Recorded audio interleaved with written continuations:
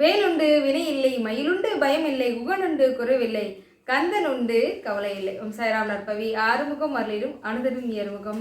நான் மரியம்மாள் சரவணன். எல்லாரும் எப்படி இருக்கீங்க? நாங்களும் ரொம்ப நல்லா இருக்கோம். முருகனோட அருளால் எல்லாரும் நிம்மதி சந்தோஷத்தோடு இருப்போன்ற நம்பிக்கை எனக்கும் இருக்குது. இன்றைய பதிவாக நாம் என்ன பார்க்க போகிறோம் அப்படின்னா, பழனி மலைக்கு நான் சென்றிருந்தப்போ நடந்த பல அற்புதமான விஷயங்களும் அதோட அடுத்த வேல்மாறல் பூஜை நம்ம எங்கே என்னைக்கு நம்ம செய்ய போகிறோம் அப்படின்றது இந்த பதிவில் பார்த்து தெரிஞ்சுக்க போகிறோம். இதில் என்னென்னா, முக்கியமாக எல்லோரும் இந்த 2 நாளாக வீடியோ பதிவு வரல, சிஸ்டர்கிட்ட ஒரு மெசேஜும் வரல, எங்கே போனாங்க தெரியல, என்ன ஆச்சுன்னு தெரியல அப்படின்னு சொல்லி மெசேஜ்லாம் பண்ணிட்டு இருந்தீங்க. அவ்வளோ அன்போடும் அக்கறையோடு கேட்ட எல்லாருக்கும் ரொம்ப நன்றிங்க.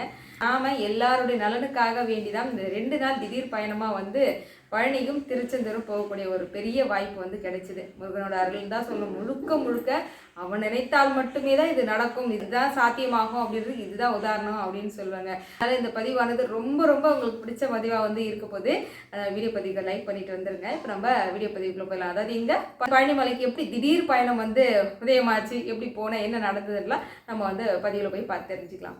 வெள்ளிக்கிழமை இரவு ஒரு 12 மணிக்கு வீட்டுல இருந்து கிளம்புறேங்க. எப்படி இந்த பயணம், திடீர் பயணம் உருவாச்சு, பழனிமலைக்கு யாரு கூப்பிட்டு இருந்தாங்க, எப்படி போனேன் அப்படின்னா, 108 திருப்புகழ் எழுதினதற்காக பாராட்டு சான்றிதழ் பட்டம் திருச்செந்தூர்ல நம்ம சப்ஸ்கிரைபர்களுக்கு கிடைக்குது, வாங்குறாங்க.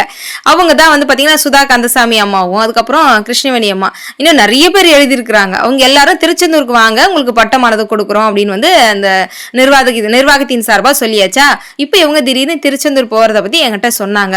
அப்போ நான் பழனிக்கு போனோங்க, அனுமதி வாங்கணும், கோவில் நிர்வாகத்திடம் நம்ம பூஜை செய்யறத பத்தி பேசணுங்க அப்படின்னு நான் சொல்லிட்டு இருக்கும்போது, அப்ப அவங்க என்ன சொன்னாங்கன்னா, நான் எங்க கூட நீங்க கிளம்பி வந்துருங்க, நம்ம நேரா பழனி போயிடுவோம், பழனி போயிட்டு சாமியை பார்த்துட்டு அதுக்கப்புறம் திருச்செந்தூர் போவோம் அப்படின்னு சொல்லிட்டாங்க.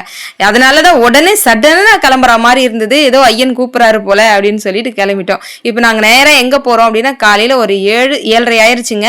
கனகம்பட்டிக்கு தான் போயிருக்கோம். நேரா அங்கதான் போய் இறங்குறோம். இவங்க எல்லாரும் பட்டம் வாங்க போறாங்க திருச்செந்தூர்ல, திருப்புகழ் எழுதுனதுக்காக வேண்டி.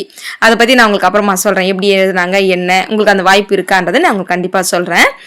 கரெக்டா பாருங்க, 7:30 8 மணி ஆயிடுச்சுங்க கனகம்பட்டி போய் சேர்றதுக்கு. போனதும் ஒரு சூப்பரான ஒரு குளியலை போட்டுட்டு சூப்பரா ரெடி ஆயிட்டோம். ரெடி ஆகி இப்ப எங்க போறோம் அப்படின்னா, ஐயாவை பார்க்க போறோம். இது வரைக்கும் நான் கனகம்பட்டிக்கு போனதே கிடையாது, முதல் முறையா ஐயாவை போய் பார்க்க போறேன். ஆனால் ரொம்ப சந்தோஷமா இருந்தது. ஏன்னா நம்ம வேல்மாறல் பூஜைக்காக வேண்டி ஐயா கிட்ட நம்ம முதல்ல ஆசீர்வாதம் வாங்கிட்டோம்னா எல்லாம் சிறப்பா நடைபெறும் அப்படின்ற ஒரு நம்பிக்கை. அதனாலதான் நேரடியா நாங்க ஐயாவை பார்க்கணும்னு போயிட்டோம்.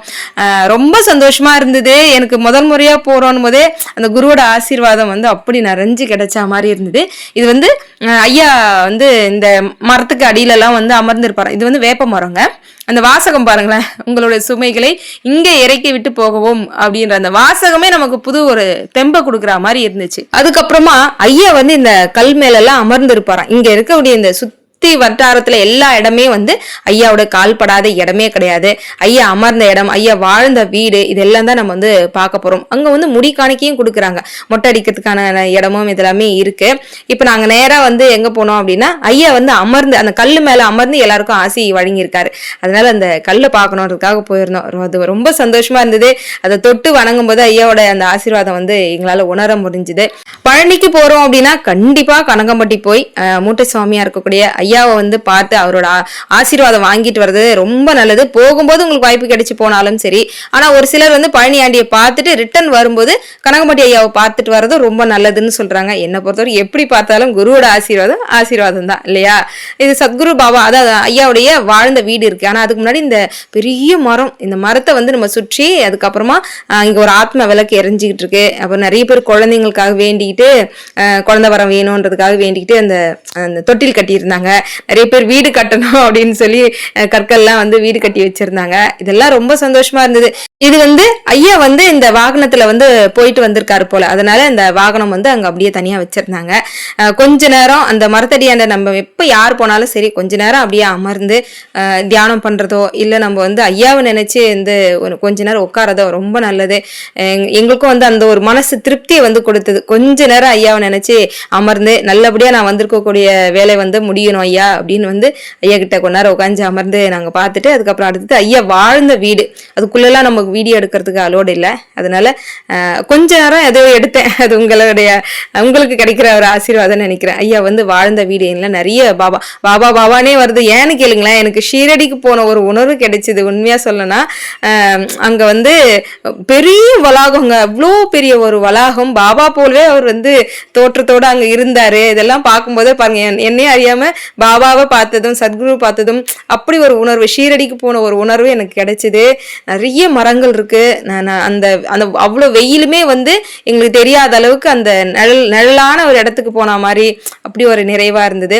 இது வந்து இந்த மரத்தடியிலையும் ஐயா வந்து அமர்ந்து எல்லாருக்கும் ஆசை கூறியிருக்காரு. அவ்வளோ காலையிலேயே எவ்வளோ பேருங்க, அவ்வளோ பேர் இங்க இருந்தெல்லாம் வண்டியெல்லாம் எடுத்துட்டு வந்திருக்காங்க. அதுவும் இல்லை, அது மட்டும் இல்லை, அங்கே தங்குறதுக்குமே இரவு தங்கமே இடம் இருக்குன்றதுனால எல்லாருமே ஐயா கோவிலில் வந்து ஒரு முறை அந்த இரவு தங்குறதுமே பெரிய விசேஷம் அப்படின்னு சொல்லலாம். அதனால இதெல்லாம் நாங்கள் சாமி இங்கே பார்த்து முடிச்சுட்டு இப்போதான் ஐயாவோட ஜீவ சமாதி இருக்கக்கூடிய அந்த இடத்துக்கு நாங்கள் வந்து உள்ளே போகிறோம். இதுக்கு மேலே நமக்கு வந்து வீடியோ எடுக்கிறதுக்குலாம் அளவோடு இல்லை. கொஞ்சம் அப்படி எடுத்திருந்தேன். இதுல என்ன ஒரு விஷயம் கேளுங்க, ஐயா எல்லா பெண்களுமே வந்து தாய்மார்களை என்னன்னு கூப்பிடுவாருன்னா மாரியம்மா அப்படின்னு தான் கூப்பிடுவாராம். அதனால என் மனசுக்குள்ள யாராவது என்ன இங்க மாரியம்மான்னு கூப்பிட மாட்டாங்களா ஐயாவோட மூலமா அப்படின்ற மாதிரி மனசுக்குள்ள ஒரு எண்ணம் இருந்தது. அதுக்கேற்ற மாதிரி என் கூட வந்திருந்தாங்களே கிருஷ்ணவனியம்மா, அவங்க வாய்க்கு மாரியம்மா நாங்க கூப்பிட்டுக்கிட்டே இருந்தாங்க. அது வந்து ஏதோ ஒரு வகையில ஐயா வந்து என்ன அழைச்சிருப்பாரு அப்படின்ற ஒரு நம்பிக்கை இருந்தது. அந்த ஜீவசமாதி சுற்றி வர இடத்துல நாங்க கொஞ்ச நேரம் அமர்ந்தோம். ஐயா கிட்ட அப்படியே மானசீகமா பேசுற மாதிரி இருந்தது. அவரோட அருள் வந்து எந்த அளவுக்கு இல்லாம இவ்வளவு மக்கள் இங்க வருவாங்க அப்படின்றது என்னால மனப்பூர்வமா உணர முடிஞ்சுதுங்க. ஐயா கிட்ட ஆசீர்வாதம் வாங்கிட்டு அதுக்கப்புறமா சாப்பிட வந்தோம். சாப்பாடு எந்த நேரமும் நடந்துகிட்டே இருக்கு. இப்போ ஏதாவது ஒரு வேலை தான் அப்படின்லாம் கிடையாது. நீங்க எந்த வேலைக்கு எப்போ போனாலுமே சாப்பாடு அவர் அன்னபூர்ணி மாதிரி அங்க இருந்து எல்லாருக்கும் அருள் பாலிச்சுக்கிட்டே இருக்காருங்க. அதனாலதான் சொன்னேன் எனக்கு அப்படியே ஷீரடியில இருக்கிற மாதிரி இருக்கு அப்படின்னு. காலையில நேரம் நாங்க போனப்போ வந்து புளிசாதம் போட்டிருந்தாங்க. பசிக்கு அழகா வந்து புளிசாதம் வாங்கி வச்சு நாங்கள் சாப்பிட்டுட்டு எங்களுக்கு நேரம் கிடையாது, எவ்வளோ சீக்கிரம் முடியுதோ நம்ம அவ்வளோ சீக்கிரம் போய் பழனியில் வந்து நம்ம ஆஃபீஸரை வந்து மீட் பண்ணணுமே அப்படின்னு வேகமாக கிளம்பணும். ஆனால் இங்கே என்ன விஷயம்னு கேளுங்க, எங்களுக்கு முன்னாடி நம்ம பொன்னி சிஸ்டர் வந்து அங்கே வெயிட்டிங்கில் இருக்கிறாங்க. ஏன்னா அவங்க வந்து நான் வரேன் சிஸ்டர், உங்களுக்கு வந்து ஒரு சில விஷயங்கள்லாம் நான் உதவி செய்கிறேன்னு பொன்னி சிஸ்டர் ஆல்ரெடி பழனியில் வந்து இருக்கிறாங்க. நாங்கள் இங்கே சீக்கிரமாக ஐயாவை பார்த்துட்டு சாப்பிட்டுட்டு உடனே நாங்கள் இங்கேருந்து கிளம்புறோம். பழனி எம்பெருமானை பார்க்க முதல்ல நான் வந்து போகிறேன். அதாவது கல்யாணம் ஆகிறதுக்கு முன்னாடி ஒரு முறை போயிருக்கேங்க. அப்போல்லாம் வந்து அதை கணக்கில் கூட எடுத்துக்க முடியாதுன்னு சொல்லலாம். ஏன்னா சரியா ஞாபகமே இல்லை, குதிரை வண்டி பார்த்த ஞாபகம் தான் இருக்கு. ஆனால் முதல்ல எனக்கு ரொம்ப மனசு சந்தோஷம். நீங்களாம் நியூஸ்ல பார்த்துருப்பீங்க, என்னன்னா அந்த ஞாயிற்றுக்கிழமை தரிசனம் எல்லாரும் 5 மணி நேரம் நின்று பார்த்தாங்கன்னு சொன்னாங்களே, அதுல நாங்களுமே ஒரு ஆளு அப்படின்னு சொல்லலாம். சரி, இப்போ முதல்ல வந்து நம்ம பொன்னி சிஸ்டரை பார்த்து எங்க இருக்கிறாங்க, என்ன ஆஃபீஸ் ரூம் போய் விசாரிக்கிறது, அதை பத்தி எல்லாம் பேசணுமே அப்படின்னு சொல்லிட்டு அவங்கள தேடுறதே பெரும் டாஸ்கா இருந்தது எங்களுக்கு. ஒரு வழி அவங்கள பார்த்தாச்சு. இந்த இடம் பாத்தீங்கன்னா இந்த பெரிய மயில் இருக்குல்ல, இதுக்கு அப்படியே ஆப்போசிட் தான் வந்து பாத்தீங்கன்னா படியேற செல்லக்கூடியது. அதாவது யானை வழிபாதை இருக்குல்ல, அந்த வழி போகிறதுக்கு உண்டான இடங்க இது. இன்னும் ஐயா போய் பார்க்கல, திருஆவினங்குடி பார்க்கல. முதல்ல பொன்னி சிஸ்டர் பார்ப்போமேன்னு முதல்ல பார்த்தாச்சு. வந்து என்ன நடக்க போகுது, ஆஃபீஸ் ரூம் போய் நம்ம பேசி பூஜைக்கு உண்டான அனுமதி வாங்கிடலாம் அப்படின்னு வந்து நாங்கள் நினச்சிட்டு இருந்தாங்க. ஆனால் அங்கே எல்லாமே தலைகீழாக மாறிடுச்சு. அதாவது ஆஃபீஸ் ரூமில் வந்து விசாரிக்கும் போது என்ன அப்படின்னா, அடுத்தது வந்து வைகாசி விசாகம் வருதுல்ல, அதனால கூட்டம் வந்து அதிகமாக வருன்றதால அனுமதி கொடுக்க முடியாதுங்க அப்படின்னு வந்து சொல்லிட்டாங்க. அதாவது எங்களுடைய எண்ணம் என்னவா இருந்ததுன்னா, பழனி மலைக்கு மேலேயே வந்து பூஜை செய்யணும் அப்படின்னு வந்து எங்களுடைய எண்ணமாக இருந்தது. அது வந்து அவங்க சொல்லும் போதே எங்களுக்கு புரிஞ்சிச்சு இது சாத்தியமே இல்லை அப்படின்னு. ஏன்னா இப்போ உங்களுக்கு தெரியும் இது லீவு நேரமாக இருக்குது, அதுவும் ஞாயிற்றுக்கிழமை அப்படின்னா சொல்லவே வேணாம். அப்படி இருக்கும்போது நம்ம பூஜை செய்யறதுக்கு உண்மையாக இடங்கள்லாம் இருக்குது, அதெல்லாம் ஒன்றும் பிரச்சனை கிடையாது. பூஜை செய்து முடிச்சதும் அதுக்கப்புறம் என்ன நடக்கும், கண்டிப்பாக பிரசாதம் கொடுக்கணும், அன்னதானம் கொடுக்கணும். இது எதுக்குமே அங்கே வசதியே இல்லைங்க. எதுவுமே ஒரு பிரச்சனையெல்லாம் கொண்டு போய் முடியும் அப்படின்ற அளவுக்கு தெரிஞ்சிருச்சு. சரி, வந்துட்டோம். இதுக்கப்புறம் நம்ம வந்து வேறு எதுவும் வழி இருக்கான்னு என்னன்னு நம்ம பார்ப்போம். அதுக்கு முன்னாடி பழனிமலை போய் மேலே முருகப்பெருமானை பார்த்துட்டு வந்துடுவோம் அப்படின்னு நாங்களும் அப்புறம் என்னுடைய கணவர் இன்னொருத்தர், அது 3 பேர் நம்ம சேர்ந்து நாங்கள் மலை மேலே போயிட்டோங்க. மீதி பேருக்குலாம் கொஞ்சம் கால் வலி, மலை ஏற முடியாது, அதனால் வந்து ரோப் காருக்கு போகிறேன்னு போனாங்க. ஆனால் அது சரியான கூட்டம் இருந்ததுனால அவங்களால மலை ஏறி வந்து சாமி பார்க்க முடியல. நாங்கள் ஒரு 3 பேர் மட்டும்தான் மலை ஏறி போயிருந்தோம். சரியான கூட்டம், அவ்வளோ அலமோதக்கூடிய ஒரு கூட்ட நெரிசலில் தான் நாங்களுமே வந்து போயிருந்தோம். ஐயனை நினச்சிட்டு முதல்ல பழனிமலையை வந்து நானும் என் குடும்பத்தோடு வந்து ஏறுறேன். பெரிய பையன் மட்டும் வர முடியாமல் போயிடுச்சு, +2ன்றதுனால. அதனால் நாங்கள் எல்லோரும் மலை ஏறியதுக்கு கொஞ்சம் தூரம் தாங்க நடந்திருப்போம். உடனே ஒரு ஷட்டர் ஒன்று இறக்கிட்டு எல்லாரையும் உட்கார வச்சுட்டாங்க. கிட்டத்தட்ட அரை மணி நேரத்துக்கு மேலே மலையே ஏறவே இல்லை. அதுக்கு முன்னாடி எங்களை லாக் பண்ணிட்டாங்க. என்ன நடக்குதுன்னு எங்களுக்கு ஒன்றும் புரியல. சரி, எது எப்படி இருந்தாலும் நம்ம வந்து ஐயனை பார்க்க போகிறதுன்னு உறுதியாயிருச்சு அப்படின்றதுனால பழனிமலை குறித்தான திருப்புகழ்களை நான் எடுத்து பாராயணம் பண்ண ஆரம்பிச்சிட்டேன். போக போக என்ன ஆகுதுன்னா 1/4 மணி நேரத்துக்கு மேலேயே ஆயிடுச்சு. கிட்டத்தட்ட ஒரு அரை மணி நேரத்துக்கு மேலே ஆயிடுச்சு. அப்போ அங்கே இருக்கக்கூடிய சூழ்நிலையெல்லாம் ரொம்ப பதட்டமாக ஆயிடுச்சுப்பாங்க. மக்கள் எல்லாம் ஒரு பக்கம் கத்த ஆரம்பிச்சிட்டாங்க. அதிரும் கடல் பண்ணிது திருப்புகழை பாராயணம் பண்ண ஆரம்பித்தேன்.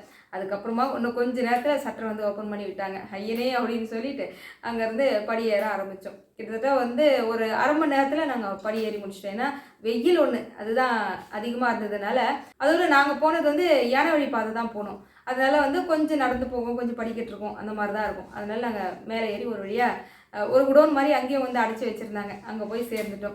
அங்கேயும் வந்து சஷ்டி கவசம் பாராயணம் பண்ணிக்கிட்டே இருந்தேன். ஆனால் கொஞ்ச நேரத்தில் உடனே ஓப்பன் பண்ணி விட்டா மாதிரி இருந்தது. ஐயனை கண் குளிர பார்க்க போகிறோம், ரொம்ப நாளுக்கு அப்புறம் பார்க்க போகிறோன்ற ஒரு ஆசையில் வந்து முதல்ல பழனிமலைக்கு ஐயனை பார்க்க போயிருந்தேன். கிட்டத்தட்ட ஒரு 1:30 இருந்ததுங்க டைமிங். நாங்கள் சாமி மத்தியான நேரம் சொல்கிறேன், வரிசையில் வந்து போய்கிட்டு இருக்கோம். இதில் என்னன்னா, நாங்கள் திருப்பதி போயிருப்போம்ல, திருப்பதியில் சாமி வந்து எப்படி பார்ப்போம்னா நேருக்கு நேர் வந்து பார்க்கக்கூடிய வாய்ப்பு இருக்கும் திருப்பதியில். அதே போல் தான் இங்கே பழனிமலையும், அதாவது சைடில் இருந்து பார்க்குற வாய்ப்பெல்லாம் இல்லை, நேருக்கு நேர் பார்க்கக்கூடிய ஒரு வாய்ப்பு.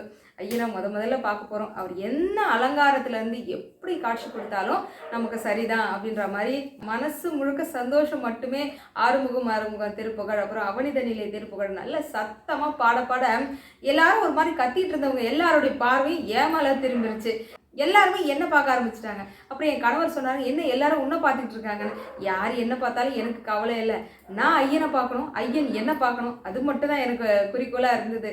அதனால நான் பாட்டுக்கு அழகாக திருப்புகழ் பாட ஐயோ அந்த தருணம் செம்மையாக இருந்ததுங்க. கிட்ட போக நல்ல ஒரு அற்புதமான ஒரு அலங்காரம். என்ன அப்படின்னா, நான் கேட்டிருந்தேன் எல்லாரும் என்ன அலங்காரத்தில் நான் பார்த்துருப்பேன் சொல்லுங்க அப்படின்னு. அதாவது 1:30 மணி அப்படின்னு சொல்லியிருந்தால, அதனால வைத்திய கால அலங்காரத்தில் இருந்தார். இந்த அலங்காரத்துடைய சிறப்பு என்னன்னா, தீராத நோயும் தீர்க்கக்கூடிய ஒரு அலங்காரம் அப்படின்னு சொல்லலாம். இப்போ உண்மையாகவே எங்களுக்கு அது தேவை அப்படின்னு கூட சொல்லலாம். ஏன்னா கிளம்புறோம் ஒரு நாளுக்கு முன்னாடியெல்லாம் எனக்கு கால் வலி, சரியான கால் வலியாக இருந்தது. சண்முக கவசம் முழுமையாக பாராயணம் செய்துட்டு தான் நான் வந்து கோயிலுக்கே போனேன்னு சொல்லலாம். ஏன்னா அந்த அளவுக்கு அடி எடுத்து வைக்க முடியாத அளவுக்கு கால் வலி இருந்தது. அதையெல்லாம் புரிஞ்சுக்கிட்டதுனாலே என்னமோ தெரில, ஐயன் வந்து உனக்கு இப்போதைக்கு வைத்திய கால அலங்காரம் தான் தேவை அப்படின்ற மாதிரி கொடுத்தாரு. ரொம்ப சிறப்பு தரிசனம், நல்ல கண் குளிர பார்த்தோம். இப்போ கூட கண்ணா முன்னால ஐயனுடைய காட்சி நல்லா தெரியுதுங்க. வைத்திய கால அலங்காரத்தோட கீழே வந்து பார்த்தீங்கன்னா பாலதண்டாயுதபாணி ஆண்டி கோலத்தில் இருக்கார், உற்சவமூர்த்தியாக இருக்கார். அதையுமே வந்து பார்த்தேன், சிறப்பாக இருந்தது. அவரோட பாதம் உள்பட மேலே வரைக்கும் நல்லாவே பார்த்தோம். ஐயனோட மந்திரங்கள் சொல்ல அழகாக அவரை பார்த்து ஒன்று தான் வேண்டிக்கிட்டேன். என்னென்னா, ஐயனே ஞானத்தை மட்டும் கூடியா, எனக்கு மட்டும் இல்லை, இங்கே வந்திருக்கிற எல்லாருக்காகட்டும், நம்ம எல்லாம் சாய்சல் குடும்பத்துக்காகட்டும், எல்லாருக்கும் ஞானம் மட்டும் ஒன்று கொடு, அந்த ஒன்று இருந்தால் போதும், உலகையே நாங்கள் வென்றுடுவோம் அப்படின்ற மாதிரி அந்த ஒரு வேண்டுதலோடு சேர்த்து வேல்மாறல் பூஜை செய்யறதுக்கு கொண்டான ஒரு வாய்ப்பை கூடியா பழனிமலையில் அப்படின்னு வேண்டிக்கிட்டு ஐயனை பார்த்துட்டு இப்படி வெளியே வந்தாங்க. வெளியே வந்ததும் வந்து கொடிமரம் இருக்கு இல்லையா, அங்கே கீழே விழுந்து வணங்கிட்டே ரொம்ப மனசுக்கு நிறைவாக சந்தோஷமாக இருந்தது. ஏன்னா எதிர்பாராத ஒரு தரிசனம் வந்து கொடுத்தாருன்றதில் நன்றி சொல்லிட்டு பிரசாதமாக பஞ்சாமிர்தம் இதெல்லாம் வாங்கி சாப்பிட்டுட்டு, பழனி அப்படின்னாலே பஞ்சாமிர்தம் தான், அதனால் அங்கேயே வாங்கி சாப்பிட்டாதான் அது கொஞ்சம் திருப்தியாக இருக்கும் அப்படின்னு புளி சாதம் அப்புறமா வந்து பஞ்சாமிர்தம் இதெல்லாம் வாங்கி சாப்பிட்டுட்டு கூட்டம் ஒரு பக்கம் அலமோதிட்டு இருந்தாலும் எனக்கு என்னமோ நாங்கள் வந்து ஒரு 11 மணி அந்த மாதிரி தான் நின்னோம். கிட்டத்தட்ட ஒரு 2 மணி நேரம்னு வச்சுக்கோங்களேன். நாங்கள் ஆனால் சீக்கிரமாக மேலே நடந்து வந்திருந்த வேகத்துக்கு சாமியை பார்த்துட்ருக்கலாம். எங்களுக்கு வந்து லாக் பண்ணதுனால தான் எங்களுக்கு லேட் ஆச்சு, மற்றபடி ஒன்றும் இல்லை. சிறப்பாக சாமியை பார்த்து முடிச்சுட்டு ரிட்டன் வரும்போது தான் கொஞ்சம் ஃபோன் எடுத்து வீடியோ எடுக்க ஆரம்பித்தேன். அதாவது எல்லோரும் இந்த குராமரம் எங்கே இருக்குது தெரிலமான்றீங்களா, அங்கே தான் இப்போ நம்ம போக போகிறோம். அங்கே இப்போ மேலேருந்து நம்ம இறங்கி வந்துக்கிட்டு இருக்கோங்க. கிட்டத்தட்ட ஒரு 30-40 படின்னு வச்சுக்கோங்களேன். அது இறங்கினதுக்கப்புறம் தான் ஒரு கீழே வந்து கொஞ்சம் டவுனாக போகிற மாதிரி இருக்கும், அதை மட்டும் கொஞ்சம் கவனிச்சுக்கோங்க சரியா. வெயிலான வெயிலுங்க, சரியான வெயில்.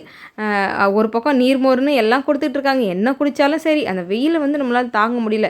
இந்த இடம் வந்து பார்த்திங்கன்னா ஔவையார் வந்து முருகனிடம் வந்து பேசுகிற ஒரு இடம், அதுதான் அங்கே வந்து காமிக்கிறாங்க. அதாவது ஞானப்பழத்துக்காக வேண்டி ஐயன் கோச்சிட்டு வந்து நின்றுடுறாருல, அப்போ ஔவையார் வந்து பேசக்கூடிய இடத்த அங்கே வந்து இது பண்ணி வச்சுருக்காங்க. அது பார்க்க ரொம்ப நல்லா இருந்தது. அதெல்லாம் தான் நம்ம பழனிமலை ஞாபகங்கள் அப்படின்னு சொல்லலாம். சரி, இப்போ வாங்க நம்ம கீழே வந்து பார்த்திங்கன்னா அந்த டவுனாக இருக்குன்னு சொல்லலாம், அந்த இடம் தான் நம்ம போக போகிறோம்.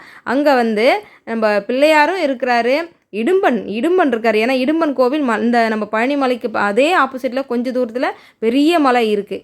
அங்கே தான் இடும்பன் வந்து நம்ம இந்த காவடின்ற ஒரு விஷயத்தை உருவாக்கி கொடுத்தது அவர் தான். அங்கே போக முடியாதவங்க இங்கே நம்ம இடும்பனை வந்து தரிசனம் செய்துக்கலாம். இங்கே இடும்பன் சன்னதி உண்டு, பிள்ளையார் இருக்காரு, முருகப்பெருமானுடைய சன்னிதானமும் உண்டுங்க. அதாவது பால தண்டாயுதபாணியாக இங்கே இருக்கார். அதாவது திருவாவினன்குடிக்கு அப்புறம் இங்கே இந்த முருகப்பெருமானை பார்த்துட்டு அதுக்கப்புறம் நம்ம மேலே பழனிமலை போகணும் அப்படின்றது ஒரு ஐதீகமாக இருக்குது. இதுக்கு மேலே நம்ம வீடியோ வந்து எடுக்கிறதுக்கு அலோட் கிடையாது.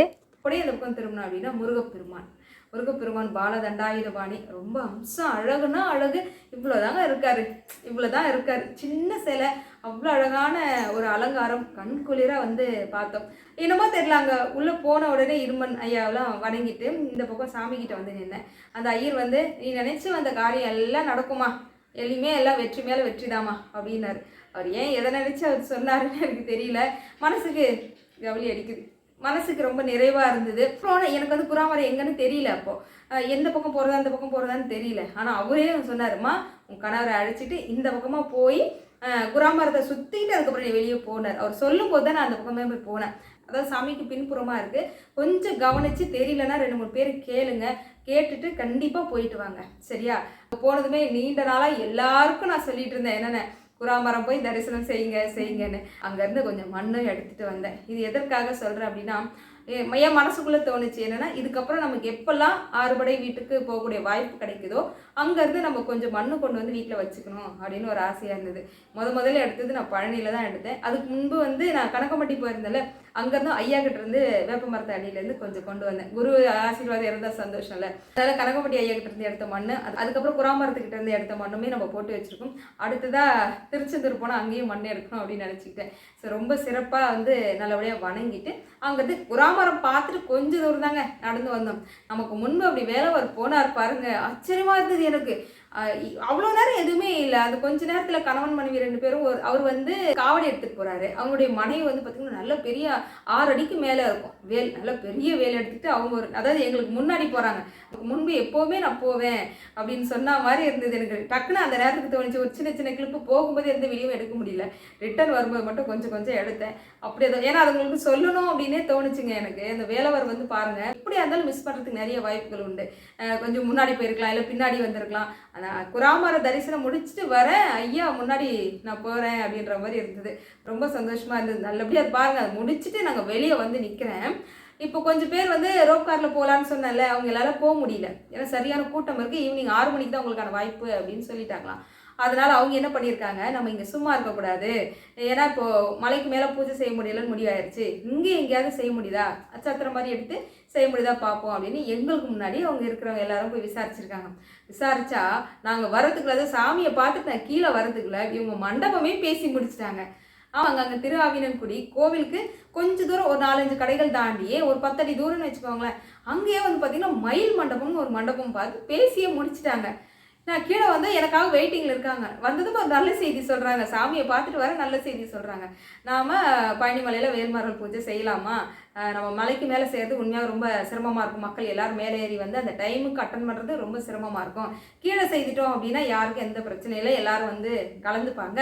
அதுவும் நம்ம தனியாக ஒரு மண்டபம் போல் எடுத்துட்டோன்னா அன்னதானம் வழங்குறதா இருக்கட்டும், பிரசாதம் கொடுக்குறதா இருக்கட்டும், எல்லாமே நிறைவாக கண்குளிர செய்யலாமா அப்படின்னாங்க. எனக்கு ரொம்ப சந்தோஷமாக இருந்தது. உடனே மண்டபத்தை பார்த்து பேசி அட்வான்ஸ் கொடுத்துட்டு சரிங்க. பூஜை இப்போ எந்த இடத்துல வந்து நடைபெற போகுது, பூஜை வந்து என்றைக்கு நடைபெற போகுது, இது பூஜை சம்மந்தமான உங்கள் எல்லாருடைய கேள்விக்குமே பதில் சொல்லும் வகையில் அடுத்த வீடியோ பதிவு வந்து பார்த்திங்கன்னா இன்றே உங்களுக்கு 11 அல்லது 11:30 மணிக்கெலாம் உங்களுக்கு கொடுக்குறேன். மறக்காமல் செக் பண்ணி பாருங்கள். ஏன்னா இந்த வீடியோ பதிவு ரொம்ப லென்த்தாக வந்ததுனால உங்களுக்கு தனியாக கொடுத்துருக்கேன். வீடியோ வரும், மறக்காமல் பார்த்து நீங்கள் எல்லாருமே வந்து கலந்துக்கணும் அப்படின்னு அன்போடு கேட்டுக்கிறேன்.